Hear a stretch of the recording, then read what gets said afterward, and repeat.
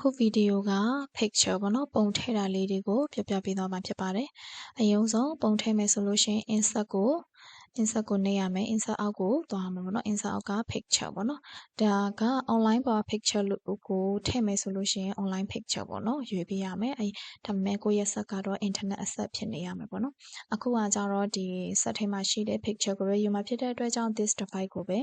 ရွေးလိုက်မယ်ပေါ့နော်ရွေးပြီးတော့ကိုယ့်ရဲ့ picture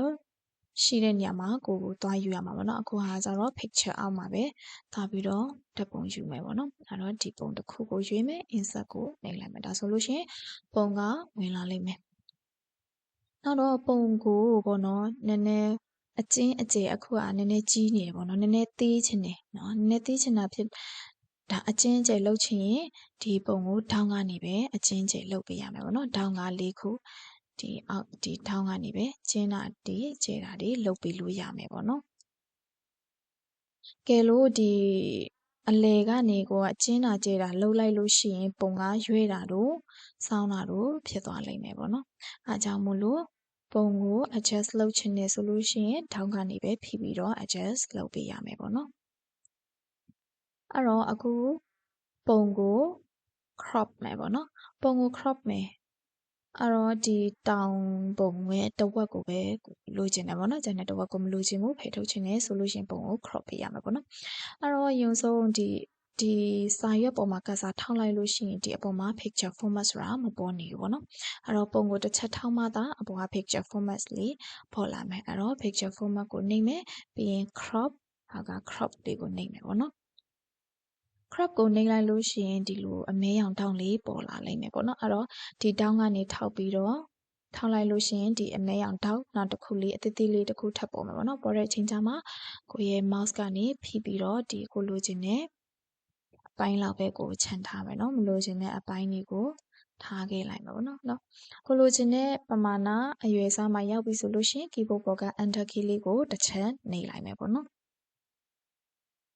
နှိပ်လိုက်လို့ရှိရင်ဒီကျန်တဲ့အပိုင်းတွေပျောက်သွားပြီးတော့ကိုလိုချင်တဲ့အပိုင်းပဲကျန်သွားလိမ့်မယ်ပေါ့နော်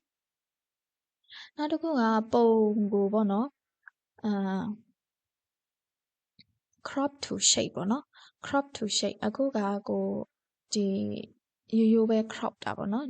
နောက်တစ်ခုက crop to shape ကကြတော့ရွှေ့လိုက်လို့ရှိရင်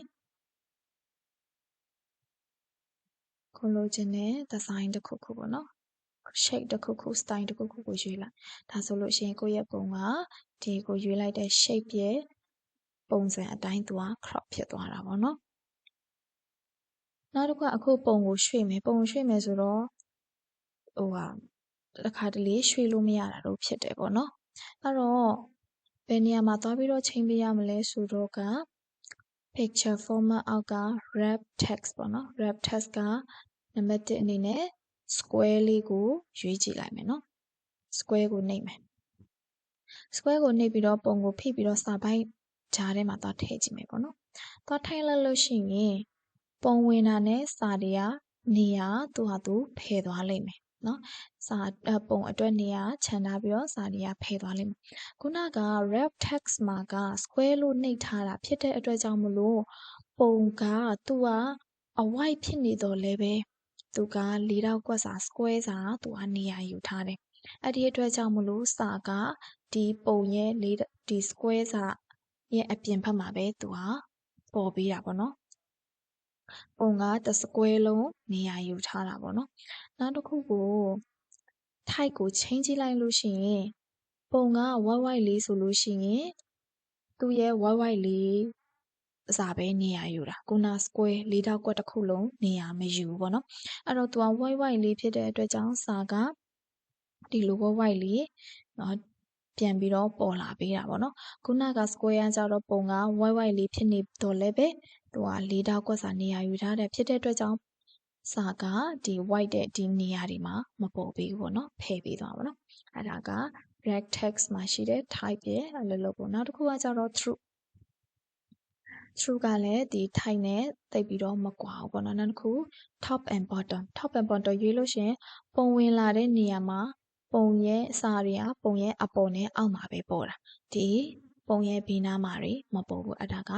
top and bottom ရွေးတဲ့အတွက်ပေါ့နော်နောက်တစ်ခုကကျတော့ behind text ကိုရွေးလို့ရှိရင်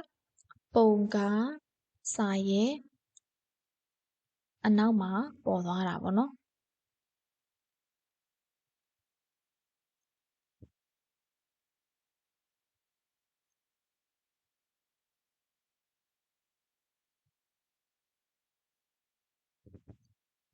ပုံကစာရဲ့အနောက်မှာပေါ်သွားတာစာကရွေ့မသွားတော့ဘောနော်စာကသူ့ဟာသူနေတယ်ပုံကလည်းသူ့ဟာသူနေတယ်သူကစာရဲ့အနောက်မှာပေါ်သွားတာဖြစ်တဲ့အတွက်ကြောင့်ပေါ့နော်နောက်တစ်ခုကကြတော့ in front of text ကကြတော့ပုံကစာရဲ့အရှိမပြန်ပြီးတော့ပေါ်သွားတာအနောက်ကစာကသူ့ဟာသူရှိတာเนาะပုံကစာရဲ့အပေါ်မှာပေါ်သွားတာပေါ့နော်စာကိုကွယ်သွားတာပေါ့နော်ဒီတိုင်းဒါက in front of text ကိုရွေးလိုက်လို့ရှိရင်ဒီပုံကရောက်သွားတယ်ပေါ်သွားတဲ့ပုံစံမျိုးလေးပေါ့နော်ဒါက red text မှာပုံရဲ့ red text ကိုချိန်လိုက်လို့ရှိရင်ပုံပေါ်သွားတဲ့ပုံစံမျိုးလေးပေါ့နော်နောက်တစ်ခုကကြတော့ picture border ကအခုကပုံရဲ့ border ထည့်ချင်တာပေါ့နော်ဘောင်လေးနဲ့ border ထည့်ချင်တယ်ဆိုလို့ရှိရင် picture border မှာgreen color လေးရွေးလိုက်မယ်ပေါ့နော် green color လေးရွေးတော့သူကနည်းနည်းပါးတာဖြစ်တဲ့အတွက်ကြောင့်မသိတာဘောနော်မပုံတော့နောက်တော့ border လေးကိုနည်းနည်းထူချင်တယ်ဆိုလို့ရှိရင်သူက weight မှာသွားပြီးတော့ adjust လုပ်ပေးရမှာเนาะသွားပြီးတော့ချိန်ပြရမှာ weight မှာညတူလေးပေါ်ချင်တယ်ဆိုလို့ရှိရင်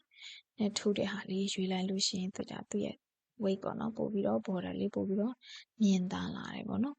ဒါက picture border နဲ့ color နဲ့ကိုဒါကထည့်တာပေါ့တကယ်လို့မလို့ချင်ဘူးဆိုရှင် no outline ကိုပဲပြန်ပြီးတော့ရွေးလိုက်လို့ရှိရင်သူရဲ့ border တွေအကုန်လုံးပြန်ပြောက်သွားလိမ့်မယ်ပေါ့နော်နောက်တစ်ခုက picture effect เนาะပုံလေးကိုဒီနာရွှေ့ကြည့်လိုက်မယ်အဲ့တော့ picture effect မှာကိုဒီမှာ design တွေအမျိုးမျိုးရှိတယ်ကိုချိန်ပြီးတော့လှုပ်ကြည့်လို့ရပါဘောနော်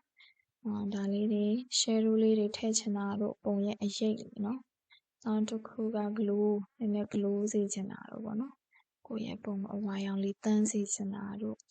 နောက်တစ်ခု 3D rotate เนาะ rotate လုပ်ချင်တာတို့เนาะဘယ်လိုပုံလဲပေါ့နော်ဟိုဒီမှာဒီဟာတွေကိုပေါ့နော် picture effect မှာသွားပြီးတော့ချိန်ပြီးတော့ကိုရဲ့ပုံလေးတွေကိုပြင်လို့ရတယ်ပေါ့နော်နောက်တစ်ခုကပုံကို rotate လုပ်ချင်တာပေါ့နော် rotate လုပ်ချင်တယ်ဆိုလို့ရှိရင်ဒီအဝိုက်လေးပေါ့နော်ဒီအဝိုက်လေးပေါ်မှာဒီထားလိုက်လို့ရှိရင်ဝက်လေးပေါ်လာပေါ်တဲ့အချိန်မှာကိုကဖိပြီးတော့ဒီလိုရွေးလိုက်ရှင်ပုံကစောင်းသွားလိမ့်မယ်နော်ကိုလှည့်ချင်တယ်ပမာဏအတိုင်းကိုလှည့်ပြောင်းပြန်လှည့်ချင်တာနည်းနည်းလေးပဲရွေးချင်တာဒါဒီမှာဒီအဝိုက်လေးကိုသုံးပြီးတော့ picture ကို rotate လုပ်လို့ရတယ်ပေါ့နော်